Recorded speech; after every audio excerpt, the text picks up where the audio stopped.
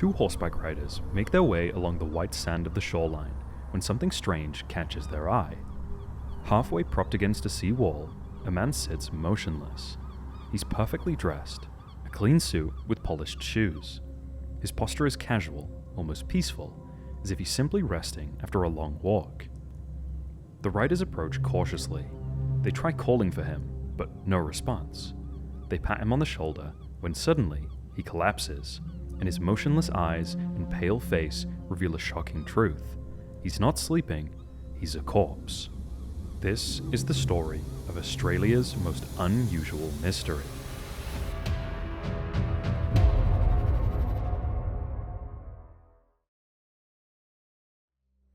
A call comes in to Adelaide Police at 6:30 a.m. Two horseback riders have discovered a body on Somerton Beach. When officers arrive at the scene, they find a man in his early 40s, smartly dressed and apparently at peace. But this is no ordinary death. The man is wearing a clean suit and polished shoes that look far too pristine for someone who spent time on a beach.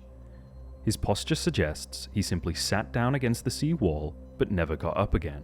Detective work begins immediately. In the man's pockets, officers find a bus ticket purchased the previous day, indicating he had not been in Somerton earlier that afternoon. There's also an unused second-class railway ticket to nearby Henley Beach, an aluminum comb, a half-empty pack of chewing gum, a box of matches, and a pack of Army Club cigarettes that contain a different brand called Kensitas. At 8 a.m., police continue to canvass the area, speaking to anyone who might have seen the mysterious man.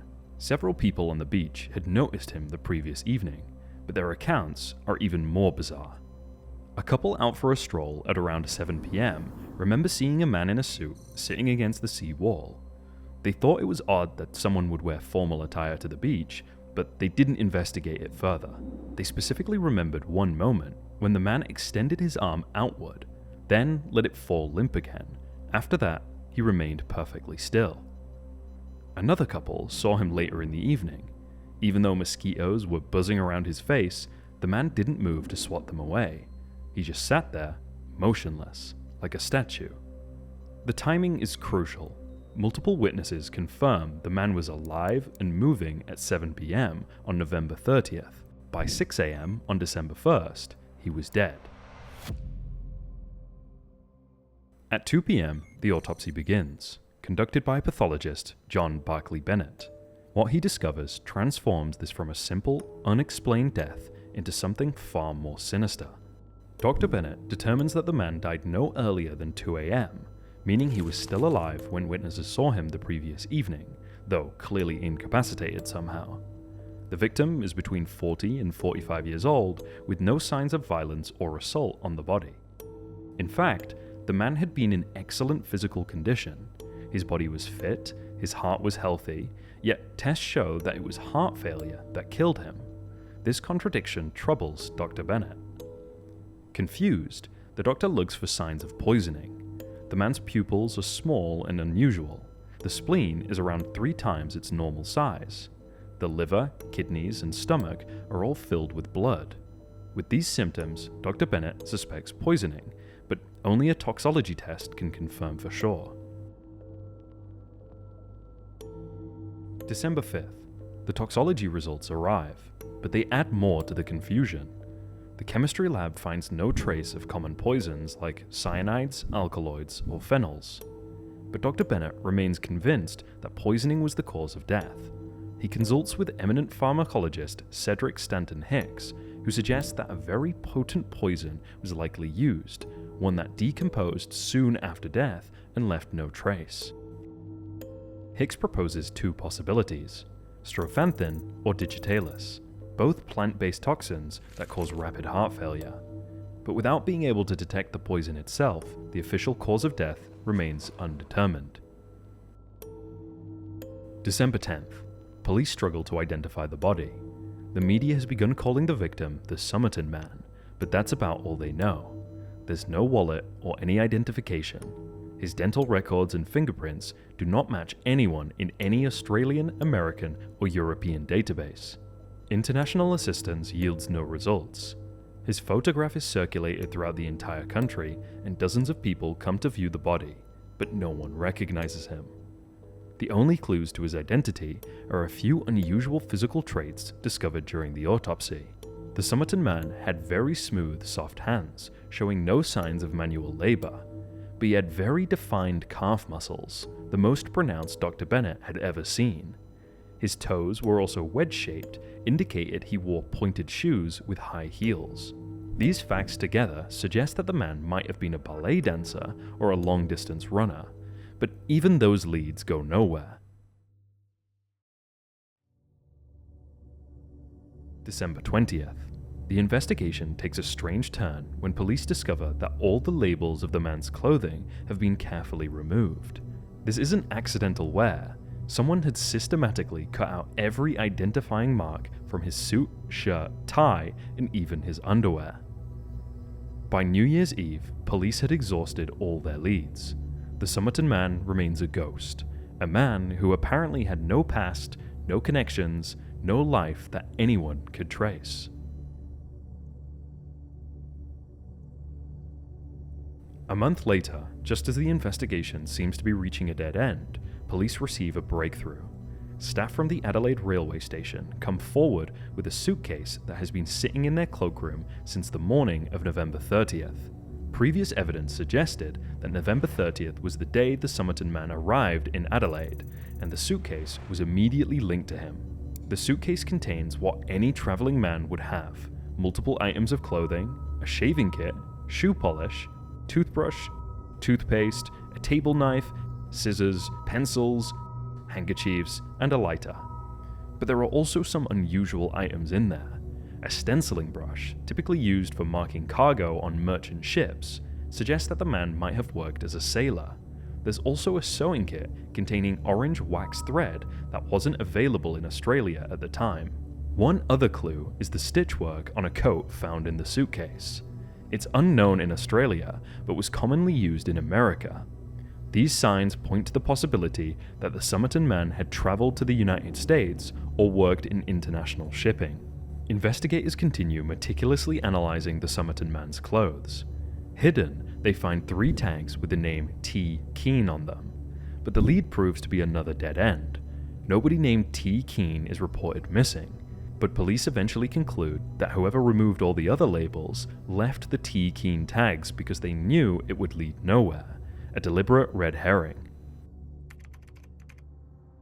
A new scientist is brought in to examine the evidence, pathology professor John Burton Cleland. He draws several conclusions that haven't been considered before. First, he notes that the Somerton man's shoes weren't just clean, they were spotless. They didn't look like the shoes of a man who walked on the beach. Second, there was no vomit on the clothes or in the area where the victim was found, which is unusual for someone who died from poisoning. These observations lead Cleland to a disturbing conclusion. The man had been poisoned elsewhere and then dumped on the beach while still alive but incapacitated. This wasn't suicide, it was murder. With the body beginning to decompose, authorities decide to bury the Somerton man. But knowing they might be getting rid of crucial evidence, they take unusual precautions. First, they have the body embalmed. Then, plaster casts are made of his head and torso. Finally, he's buried under concrete in dry ground to make it easier to exhume him if needed. But before the burial, investigators conduct one final, more thorough examination of the victim's clothing. And this is where they make their most significant discovery.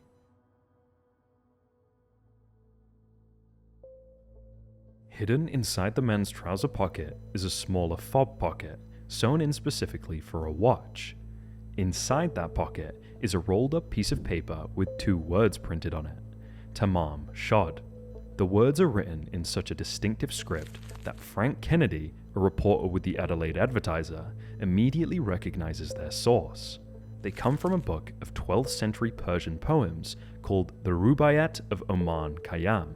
In Persian, Tamam Shod means finished or ended. More significantly, these are the final words of the Rubaiyat, the last line of the entire book. Police begin searching for the specific book the paper came from. They check bookshops and libraries throughout Adelaide and nearby towns, but find nothing. Then they put out a public appeal, showing the distinctive script and asking for help. The appeal works. A man identified only as Ronald Francis comes forward with a copy of the Rubaiyat. He says he found it in his brother-in-law's car, where somebody had thrown it through an open window on November 30th, the same day the Somerton man died. The car had been parked just 1 block away from Somerton Beach. Police line up the torn piece of paper to the book, and it matches perfectly. This is definitely the source of the Tamam Shad message. Strangely, the book is a genuine first edition of the 1859 English translation, rare and valuable, meaning it would be very unlikely for a collector to simply toss it through the car's window or tear up a piece of paper from it. At this point, the book is the only piece of evidence for detectives to follow. Examination of the book reveals 2 crucial clues. First, there's a phone number penciled on the back cover. Second, there are faint indentations on one of the pages, markings left behind when someone wrote on a piece of paper placed on top of the book. The indentations reveal 5 lines of seemingly random letters, with 1 line crossed out. Investigators immediately believe this represents some kind of secret code. The fact that the book had to be the original 1859 version makes sense now. Different editions had different translations, so a code based on the text would only work with this specific version. But despite decades of attempts by professional cryptographers, the code has never been cracked. 5 days later, the phone number proves to be more immediately useful. It's unlisted, but police track it down to a house very close to Somerton Beach. The owner is a 27-year-old nurse named Jessica Thompson, married to a man named Prosper Thompson. Jessica agrees to cooperate with the investigation, but only if her name is kept out of the newspapers. She's given the pseudonym Jeston or Teresa Johnson to protect her privacy. On August 1st, Jessica Thompson goes to the morgue to view the body. Since it's already been buried, she looks at the plaster casts made of the dead man's head and torso. Her reaction is extraordinary. This trained nurse, who had worked during the war and surely seen much worse, appears to be on the verge of fainting. She's completely taken aback, as if she's seen a ghost. Investigators are convinced her reaction indicates a close connection to the deceased, but Thompson denies knowing who he is. When asked about the book, Thompson admits she once owned a copy of the Rubaiyat. She had given it to a soldier named Alfred Boxall in Sydney during the war. The nature of their relationship is unclear, but investigators suspect a love affair. For a brief moment, police think they've solved the case. Boxall must be the Somerton man, a jilted lover who decided to take his own life after visiting Jessica one last time. But this theory collapses when they discover that Alfred Boxall is alive and well, working as a bus maintenance officer in Randwick. Not only that, but he still has his copy of the book, complete with a Tamam Shad ending, and it's not even the 1859 edition. Another dead end. With all conventional leads exhausted, investigators begin to consider more exotic possibilities. The elaborate nature of the death, the untraceable poison, the coded message, the systematic removal of all identifying information suggests something far more complex than a simple suicide or domestic dispute. One theory that gains traction is that the Somerton man was a spy. This would explain many of the unusual aspects of the case. The professional manner of the killing, the sophisticated poison, the code, and the extreme measures taken to prevent identification. The timing supports this theory. In 1948, the Cold War was just beginning. Intelligence agencies from multiple countries were operating in Australia, and tensions were high. A spy who had been compromised or who was attempting to defect might well end up dead on a beach with no identification. The spy theories gain further credibility when investigators learn more about Jessica Thompson's background. During the war, she had worked as a nurse in military hospitals, where she would have had access to classified information. More intriguingly, she admits to being fluent in Russian, though she won't say when or how she learned the language. Family members later recall that Jessica once made a reference to knowing exactly who the Somerton man was, but she would never go into detail. They believe she was having an affair with him and that her son Robin, born in 1947, might actually be his child.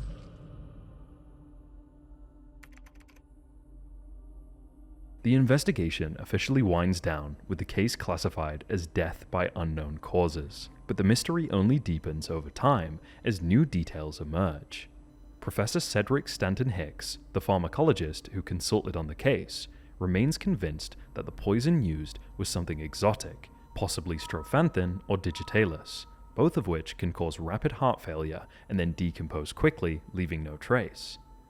The fact that such a sophisticated poison was used suggests a professional killing, not a crime of passion or a suicide. Someone with access to rare toxins and the knowledge to use them effectively was responsible for the Somerton man's death. By this point, there is nothing new and the case is unofficially closed. In 2009, 60 years later, Professor Derek Abbott from the University of Adelaide begins a comprehensive investigation of the case. His team approaches the mystery from two angles: cracking the code and using DNA to identify the body. The code-breaking efforts have been unsuccessful. The team has eliminated numerous types of ciphers, but the most likely scenario is that the code needs the original 1859 poetry book to work, and that book has since been lost. In 2011, an Adelaide woman came forward with the belief that she had identified the Somerton man as British sailor H.C. Reynolds. Among her father's possessions, she finds an ID card of a man who served in World War I and bears a striking resemblance to the Somerton man, albeit 30 years younger. A biological anthropologist compares the image to the photos of the Somerton man and finds similarities in ear shape and a mole in the same location. However, others disagree with this identification, claiming that records show the real Reynolds died in 1953, not 1948. In 2017, Abbott's DNA research shows more promise. For years, he was unsuccessful in convincing the South Australian government to exhume the body because he couldn't prove a significant reason for it. This changes when he receives hair samples from the plaster cast made of the Somerton man decades earlier. Analysis of the mitochondrial DNA from these samples provides new leads about the man's ancestry and possible family connections.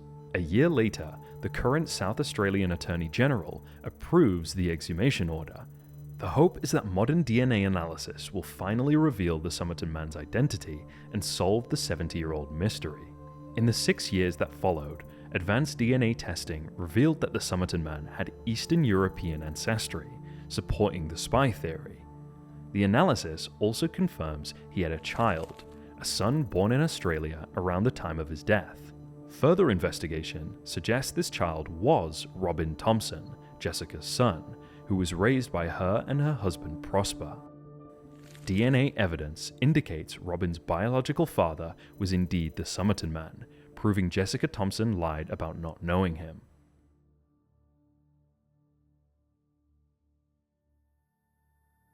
After decades of investigation, genealogist Colleen Fitzpatrick and Professor Derek Abbott announce a breakthrough. Using advanced DNA analysis and genealogical techniques, they believe they have identified the Somerton man as Carl Charles Webb, an electrical engineer from Melbourne. The identification is based on DNA hair samples from the plaster cast compared to genealogical records and family trees. Webb was born in 1905, making him 43 at the time of death, consistent with the autopsy findings. Further research into Carl Webb's life reveals a man who fits the profile of the Somerton man. He was trained as an electrical engineer, worked in various technical jobs, and he had connections to both Australia and overseas. His background in technical fields might explain the sophisticated nature of his death and the coded message. Webb had been living in Melbourne before his death, but had no known reason to be in Adelaide, aside from possibly visiting an ex-wife who had moved to a nearby town. His family had reported him missing around the time of the Somerton man's death, but the connection was never made until DNA analysis provided the link. But even with the identification of Carl Webb, many questions remain unanswered. The sophisticated nature of his death, the coded message, the connection to Jessica Thompson, and the extreme measures taken to conceal his identity all suggest a story far more complex than a simple murder. Was Webb involved in espionage? Was he the victim of a love triangle gone wrong? Did he possess information that someone was willing to kill for? but the case of the Somerton man stands as a testament to the power of persistence and modern technology. After more than 70 years, science has finally given a name to the mystery man who died on an Adelaide beach with only 2 words in his epitaph. Tamam Shad. It is finished.